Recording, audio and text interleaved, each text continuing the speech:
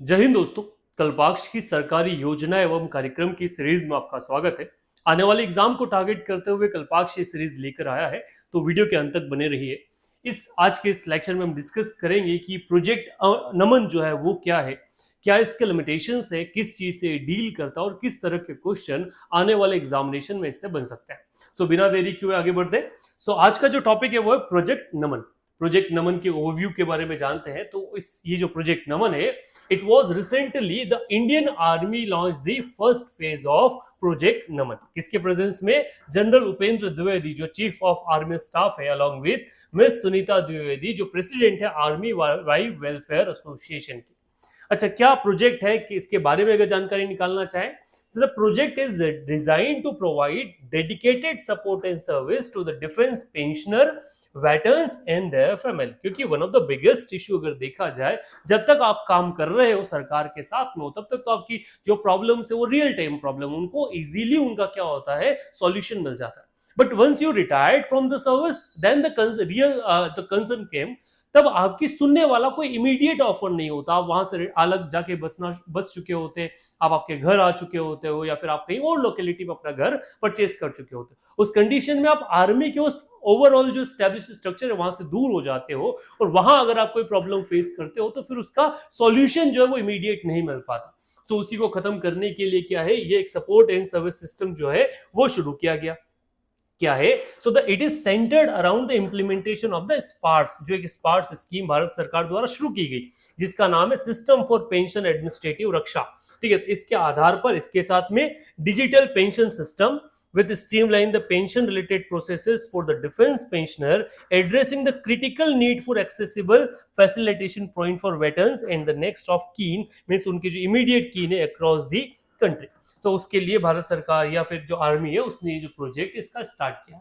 क्या होगा इसके अंदर? तो it involve establishment of reception and facilitation centre, enabling through a tripartite memorandum of understanding between Indian Army Directorate of Indian Army Veterans, Common Service Centers, E-Governance Digital Limited and the HDFC Bank Limited signed last year in September 2003। तो एक तीन पार्टियों के बीच हुए समझौते के आधार पर क्या होंगे, कॉमन सर्विस सेंटर्स जो वो स्टैब्लिश किए जाएंगे, या हेल्प डेस्क और रिसेप्शन जो है वो शुरू किया जाएगा। अच्छा, the common service centre and dedicated army veteran pensioner war widows next to Keynes offering sparse enable pension service, government to citizen service and business to consumer services। ये सारा के सारा चीज इन कॉमन सेंटर्स पे क्या होगा, available होगा। In the first phase of project Naman 14 CSCs मतलब common service centres has been established in the key location across India including New Delhi, Jalandhar, Leh, Dehradun, Lucknow, Jodhpur, Bengaluru, Gorakhpur, Jhansi, Secunderabad, Sorang, Guntur, Ahmedabad and Bengaluru.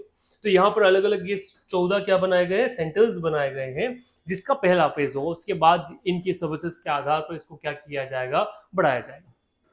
Each CSC is managed by the village level entrepreneurs, ठीक है, selected among the veterans on next to kin by the respective local military authorities। कौन manage करेगा? Village level entrepreneurs जो है वो manage करेंगे। किसमें से? वेटरन्स और नेक्स्ट ऑफ kin से क्या है, निकाले जाएंगे।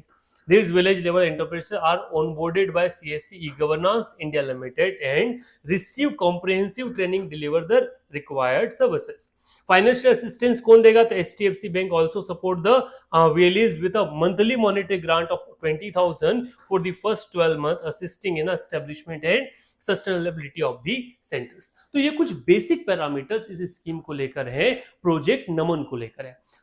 भारत सरकार के वो लोग जिन्होंने देश सेवा में भारत के वो लोग जो देश सेवा में लगे हुए, जिन्होंने अपना अमूल्य जीवन दिया, जीवन के मिस उस सर्विसेज के बाद भी उन्हें लिमिटेड और बहुत अच्छी सर्विस मिल पाए, उसी के लिए पूरा के पूरा प्रोजेक्ट जो है भारत सरकार द्वारा लॉन्च किया गया।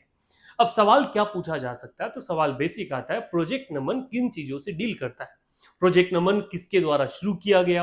आर्मी वेटरन्स और इन लोगों के लिए कौन सा प्रोजेक्ट शुरू किया गया है? तो इस तरह के सवाल बनेंगे। फिर क्वेश्चन आ सकता है कि प्रोजेक्ट नमन की क्या मुख्य एम या ऑब्जेक्टिव्स जो हैं वो क्या क्या है। ये शायद आपके आने वाले एग्जाम में हेल्प करे। आपके क्या ओपिनियन इस सीरीज को लेकर आप कमेंट बॉक्स में जरूर लिखें।